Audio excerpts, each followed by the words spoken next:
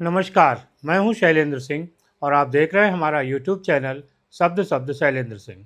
आज बात कर रहे हैं हरियाणा विधानसभा चुनाव की।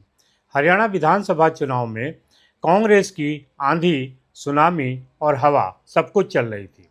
हालात ये थे कि सुबह से ही कांग्रेस पार्टी कार्यालय में ढोल मजीरा बजाने वालों को बुला लिया गया था। लेकिन जैसे जैसे मतगणना शुरू हुई, कांग्रेस का ग्राफ ऊपर उठना शुरू हुआ। 9 बजे एक बार ऐसा लगा कि जैसे कांग्रेस हरियाणा में बहुमत के साथ सरकार बनाने वाली है। लेकिन जैसे ही बैलेट पेपर की जगह ईवीएम के परिणाम सामने आने शुरू हुए, वैसे वैसे कांग्रेस का ग्राफ नीचे गिरने लगा।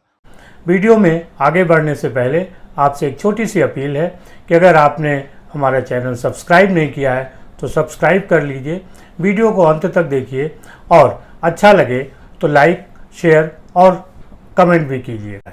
शुक्रिया। और भारतीय जनता पार्टी ऊपर आने लगी।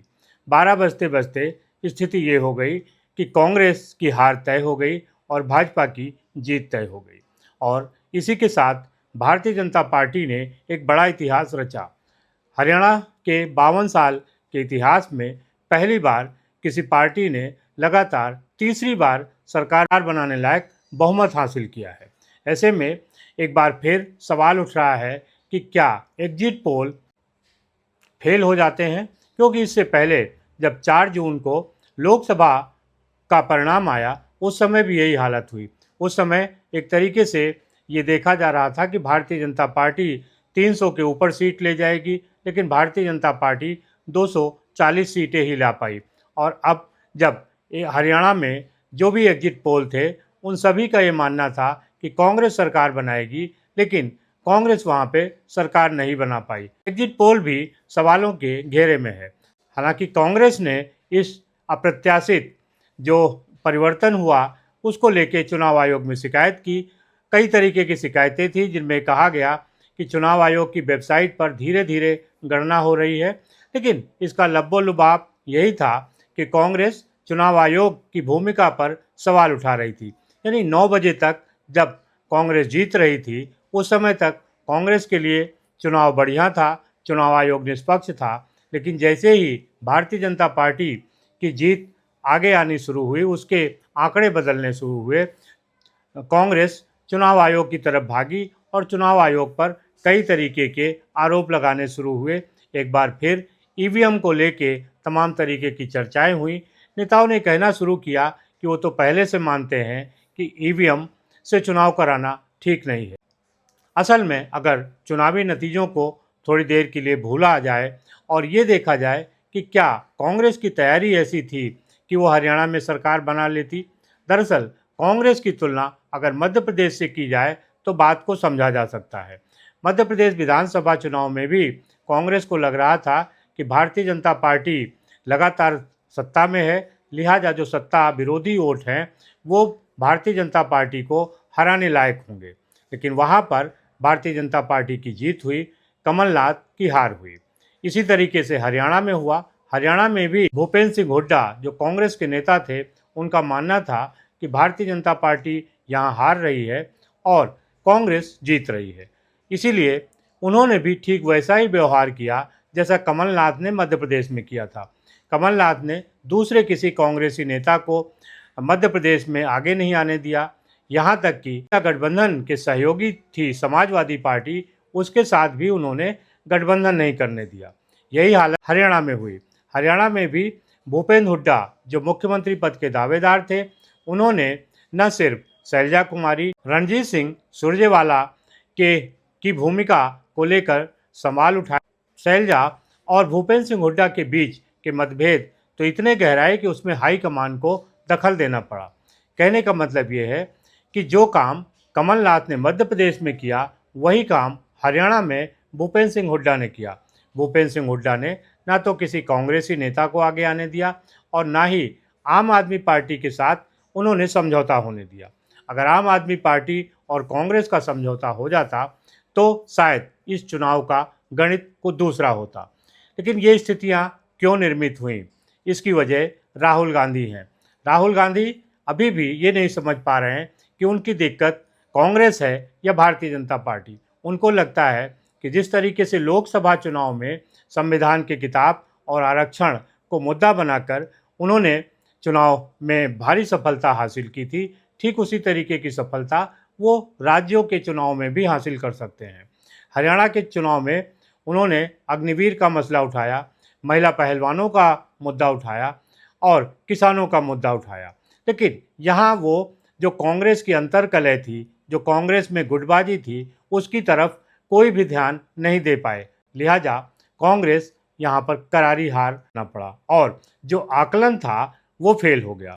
इस पूरे चुनावी आकलन में जो सबसे बड़ी कमजोरी है वो कांग्रेस की है। कांग्रेस अपने संगठन को मजबूत नहीं रख पा रही। कांग्रेस जहां भी भारतीय जनता पार्टी के मुकाबले सीधे आमने सामने होती है, वहां पर कांग्रेस को करारी हार का सामना करना पड़ता है। जबकि जो सहयोगी दल हैं, क्षेत्रीय दल हैं, वो भारतीय जनता पार्टी के मुकाबले जीत हासिल कर लेते हैं। जम्मू कश्मीर में नेशनल कॉन्फ्रेंस ने भारतीय जनता पार्टी के मुकाबले जीत हासिल की और वहां वो सरकार बनाने लायक बहुमत ले पाई है। लेकिन हरियाणा में जहां कांग्रेस और भारतीय जनता पार्टी का मुकाबला था, वहां पे कांग्रेस सरकार बनाने से चूक गई है, जबकि लगातार तीसरी बार भारतीय जनता पार्टी ने अपनी सरकार बना ली है। एंटी इनकम्बेंसी और जो पार्टी के अंदर भीतरघात थी वो भारतीय जनता पार्टी में भी थी। भारतीय जनता पार्टी ने मुख्यमंत्री मनोहर लाल खट्टर को हटाया और नायब सिंह सैनी को वहां मुख्यमंत्री बनाया, जिससे बहुत सारे समीकरण बदले। लेकिन ये काम कांग्रेस नहीं कर पाई। कांग्रेस ने अगर भूपेंद्र सिंह हुड्डा को हटाया होता, उनकी जगह शैलजा या रणजीत सिंह सुरजेवाला को आगे लाए होते, तो हो सकता था कि कांग्रेस के अंदर एक नई ऊर्जा होती और कांग्रेस इस चुनाव में बेहतर प्रदर्शन करती। तीसरा एक जो देखने को मिल रहा है वो ये है कि भारतीय जनता पार्टी के जो विरोध करने वाले लोग हैं, वो किसी न किसी बहाने हमेशा इस कोशिश में रहते हैं कि चुनाव से पहले ऐसा माहौल बनाएं कि भारतीय जनता पार्टी चुनाव हार रही है। हरियाणा में भी इन लोगों ने वही माहौल बनाया, लेकिन भारतीय जनता पार्टी यहाँ चुनाव जीत गई। भारतीय जनता पार्टी के चुनाव जीतने की सबसे जो खास वजह ये थी कि यहाँ पूरी पार्टी संगठित थी और एक टीम वर्क की तरह काम कर रही थी। दूसरी तरफ कांग्रेस बिखरी थी, उनके अपने नेताओं के बीच में लड़ाइयाँ थी, दोनों एक दूसरे को नीचा दिखाने की कोशिश कर रहे थे। लिहाजा वही हुआ जिसका डर था। मध्य प्रदेश में भी यही हालत थी और मध्य प्रदेश से सबक लेके कांग्रेस हरियाणा में कोई सबक नहीं ले पाई, जबकि भारतीय जनता पार्टी ने पिछले राज्यों से सबक सीखा और गुटबाजी पर लगाम लगाते हुए एकजुट होकर लड़ाई लड़ी और जो हारी हुई बाजी थी उसको जीत ली।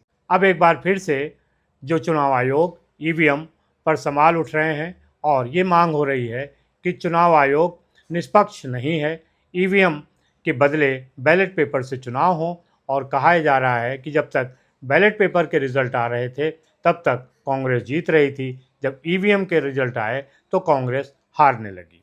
अब यही अगर तुलना कश्मीर के मुद्दे पे की जाए तो वहाँ भी ईवीएम से चुनाव हुए, लेकिन वहाँ पर भारतीय जनता पार्टी को वो सफलता नहीं मिल पाई जिसकी उसे उम्मीद थी और वहाँ नेशनल कॉन्फ्रेंस और कांग्रेस का जो गठबंधन है वो सरकार बनाने लायक सीटें लाने में सफल रहा है।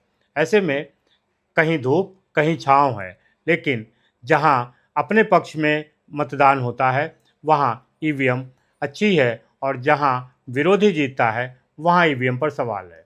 दरअसल यही बुरी नीति है जो राजनीतिक दलों को जीतने की राह में बाधा खड़ी कर रही है और वो अपना आकलन स्वयं से नहीं कर पा रहे हैं।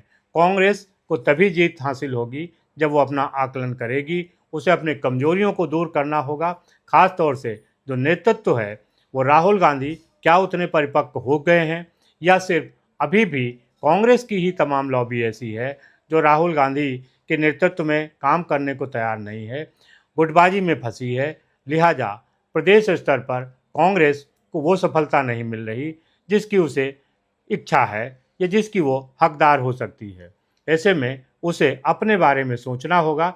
जब तक कांग्रेस अपनी कमजोरियां दूर नहीं कर लेती तब तक भारतीय जनता पार्टी के मुकाबले उसे खड़ा होना मुश्किल है और यही वजह है कि कांग्रेस और भारतीय जनता पार्टी का जहां मुकाबला होता है वहां पर कांग्रेस हारती है, जबकि क्षेत्रीय दल भारतीय जनता पार्टी के मुकाबले चुनाव जीतने में सफल रहते हैं।